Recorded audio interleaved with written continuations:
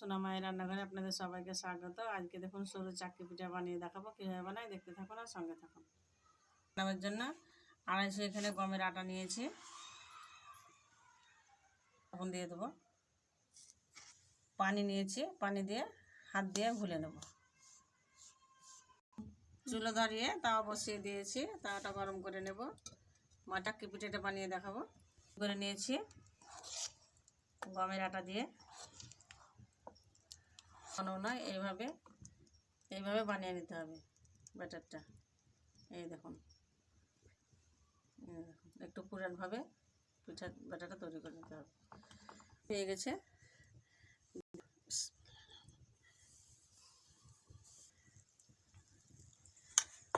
ঢেকে দেবো সর্বশে।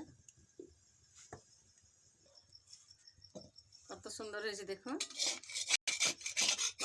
এই দেখুন চাকরি পিঠাটা অনেকটা দিয়ে দেবো।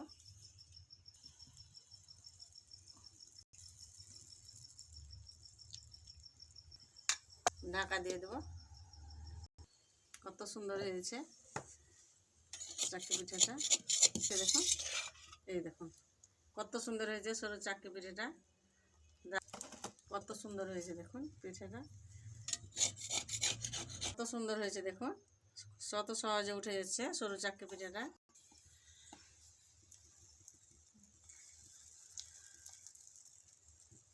মাটা সরু চাকরি পিঠা দারুণ হয়, খেতেও দারুণ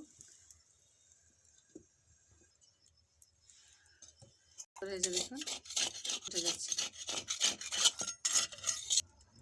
কত সহজে উঠে যাচ্ছে। এগুলো এক সমান। চাকরি পিঠাটা সরু চাকরি পিঠা বানিয়েছি দেখুন, জালিদার আর ফুটো ফুটো কত সুন্দর হয়েছে। এই দেখুন লাল কত সুন্দর, আর এই দেখুন সব এক সমান, সবগুলো এক সমান হয়েছে। খেজুর গুঁড়ো কি পিঠে বন্ধুরা, থাকলে আর কোনো কথাই হবে না, দারুণ ফাটাফাটি একবারে লাগবে। ভালো লাগলো বন্ধুরা আমার চাকরি পিঠাটা, ভালো লেগে থাকলে অবশ্যই লাইক কমেন্ট শেয়ার করবেন। সোনা মায়ের রান্নাঘর পেতে সাবস্ক্রাইব করে দেবেন, বেশি বেশি করে শেয়ার করবেন, আমার পাশে থাকবেন, আমার জন্য অনেক অনেক দোয়া করবেন।